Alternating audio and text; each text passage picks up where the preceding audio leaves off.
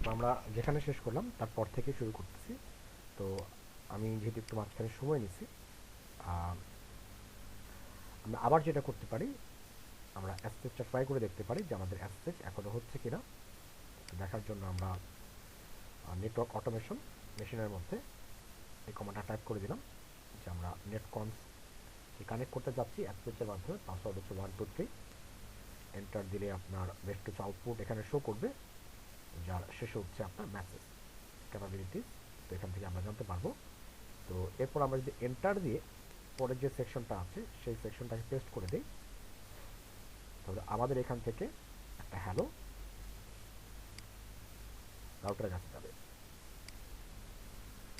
ঠিক আছে, আমরা এটাকে সেন্ড করে দিই। সেন্ড করে দিলে আমাদের ডিভাইসের কাছে একটা হ্যালো মেসেজ আসবে। আর এরপর যদি আমরা চাই আমাদের সেশনটাকে ক্লোজ করতে, তাহলে এই পোর্শনটা আমাদেরকে রান করতে হবে।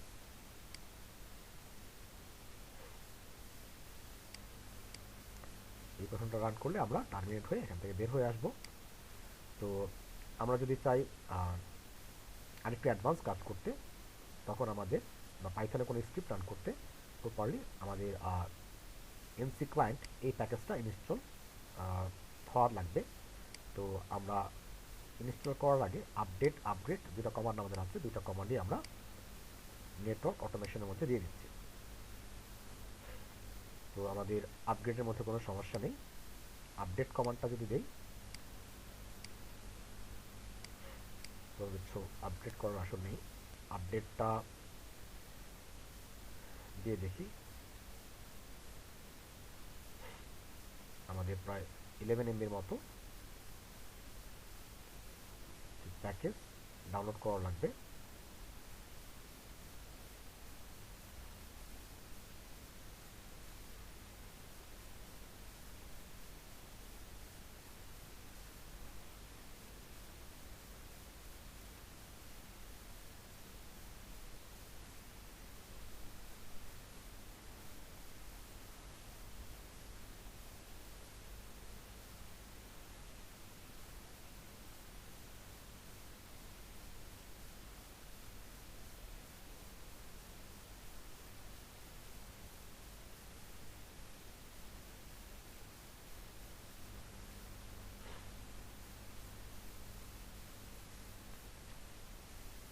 বেশ খানিকটা সময় লাগবে, এবং যদি ইন্টারনেট কানেক্টিভিটি স্লো হয় তাহলে তারও সময় লাগবে।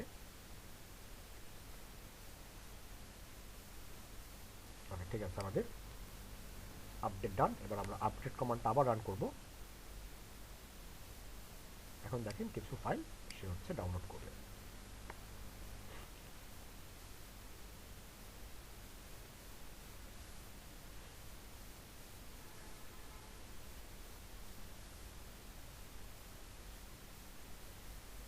মিনিট থেকে 2 মিনিটে চলে আসছে। 2 মিনিট সময় লাগবে এখনো বলছে। মাত্র 7%-এর মতো হয়েছে, 8%।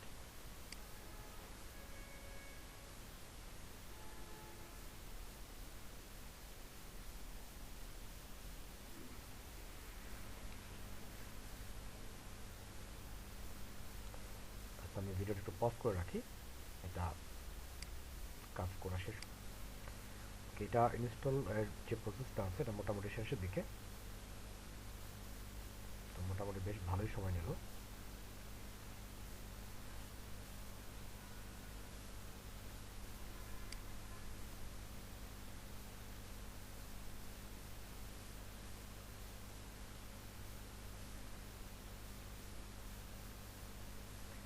তো শেষে আমরা কি করলাম, আপডেট করলাম। আবার যদি আপডেট কমান্ডটা দিয়ে চেক করি অন্য কোনো কিছু আছে কিনা এখানে আপডেট করার মতো। ওকে, ঠিক আছে, এমন কোনো কিছু নেই। এখন আমরা আমাদের যে পরের যে একটা সফটওয়্যার আছে পাইথন এনএমসি ক্লায়েন্ট, এই সফটওয়্যারটা হচ্ছে আমরা ইনস্টল করার জন্য কমান্ডটা রান করতেছি, অ্যাপ্লিকেট ইনস্টল পাইথন এনসি ক্লায়েন্ট। এখানেও 42 MBর মতো, এখানে একটু সময় লাগবে। ইএস দিয়ে দেখি কতক্ষণ সময়ের মতো চায়। 2 মিনিটের মতো সময় লাগবে বলছে, না হলে আরও বেশি সময় নেবে হয়তো। আমি আবার ভিডিওটা পজ করব। আচ্ছা, আমাদের সফটওয়্যারটা ইনস্টল করা শেষ। এরপর আমরা আপডেট এবং আপগ্রেড কমান্ডটা আবার রান করে দেখব যদি কোনো কিছু তার এক্সট্রা কোনো প্যাকেজ তার এখানে নিয়ে আসতে হয়, নিয়ে আসবে। আপডেটে কিছু আসতেছে না, আপগ্রেড কমান্ডটা আবার দিই, আপডেটের মধ্যেও কিছু নেই। তো আমরা এখন সিম্পল কিছু পাইথনের স্ক্রিপ্ট রান করব, যার মাধ্যমে আমরা আমাদের যে সিএসআর রাউটার আছে সিএসআর রাউটার থেকে কিছু ইনফরমেশন নিয়ে আসবো। তো ইনফরমেশন আনার জন্য প্রথমে আমরা যে কমান্ডটা রান করব সেই কমান্ডটা বা সেই যে সফটওয়্যারটা আছে এই সফটওয়্যারটা হচ্ছে আমাদের ক্যাপাবিলিটিস নিয়ে আসার জন্য। তো আমি কমান্ডগুলো স্ক্রিপ্টের লাইনগুলো একটু কপি করে নিই। তো আমাদেরকে যেটা করতে হবে, এবিসি নাম দিয়ে আমরা একটা ফাইল তৈরি করব, যার এক্সটেনশন অবশ্যই .py হবে। py মানে হচ্ছে পাইথনের এক্সটেনশন, পাইথনের স্ক্রিপ্টগুলো py এক্সটেনশনের হয়ে থাকে।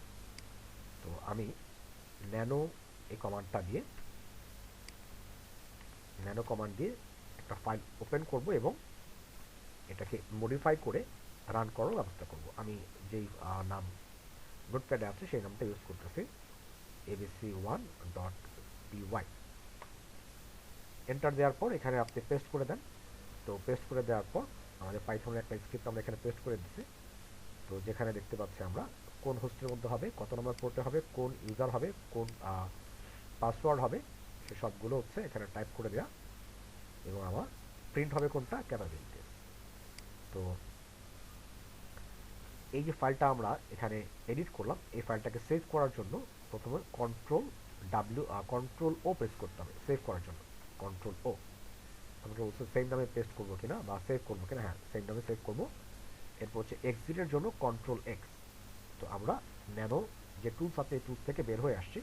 আমি যদি এটাকে আবার পড়তে চাই, ক্যাট abc1.py দিলে আমি আমার ফাইলটাকে পড়তে পারবো।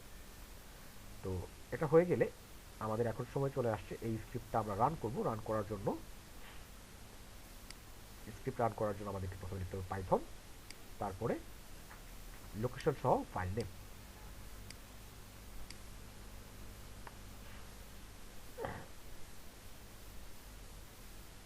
দেখেন আমাদের যে ক্যাপাবিলিটিস আছে সেটা এখানে প্রিন্ট হয়ে গেছে। তো তাহলে এভাবে আমরা স্ক্রিপ্ট রান করতে পারি। এখন আমাদেরকে মূলত পাইথনের যে ল্যাঙ্গুয়েজ আছে এই ল্যাঙ্গুয়েজ শিখতে হবে, এর কোনো বিকল্প নেই। এরপর আমরা যদি আরেকটা স্ক্রিপ্ট তৈরি করি এখানে, যেখানে আমরা চাচ্ছি যে আমাদের যেই সিএসআর রাউটার আছে তার আমরা রানিং কনফিগারেশনটা স্ক্রিপ্টের মাধ্যমে নিয়ে আসবো।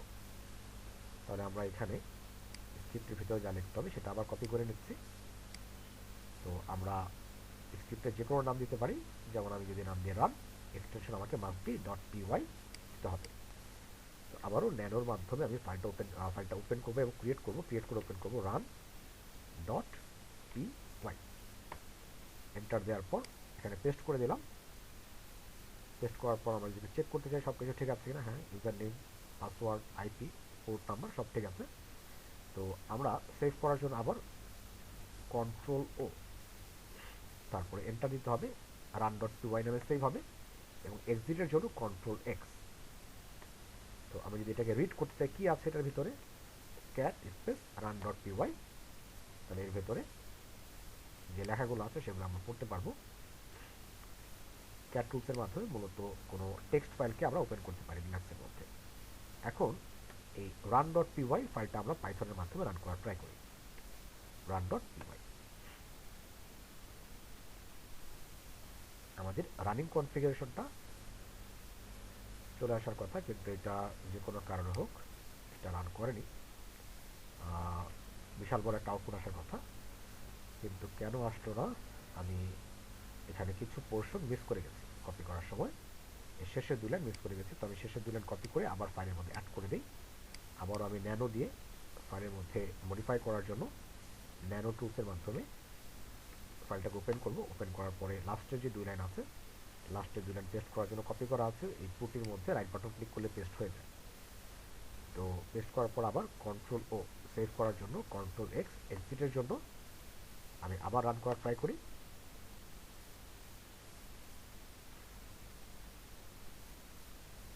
এই যে আমাদের পুরো রানিং কনফিগারেশন হচ্ছে প্রিন্ট হয়ে চলে আসছে।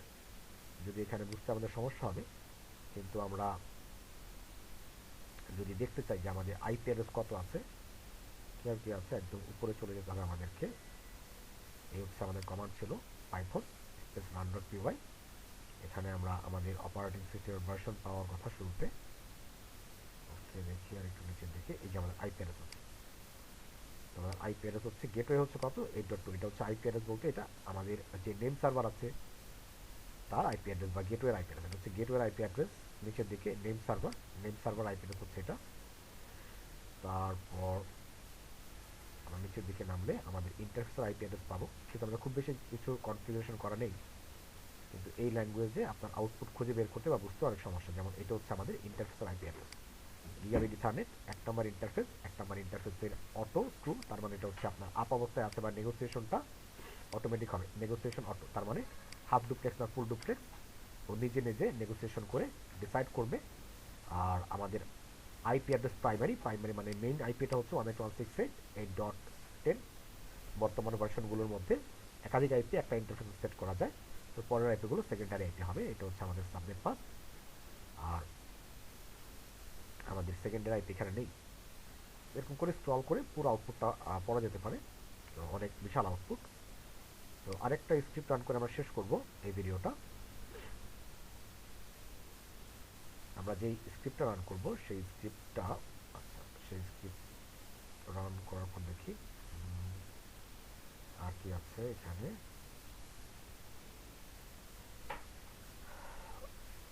ঠিক আছে, এখানে আর তেমন কিছু নেই। আমরা ভিডিওটা সেভ করছি, এরপর আমরা দেখব যে উবুন্টুর মধ্যে কিভাবে আমরা স্ক্রিপ্ট রান করার জন্য উবুন্টুকে প্রিপেয়ার করতে পারি। তো ভিডিওটা আমি সেভ করি।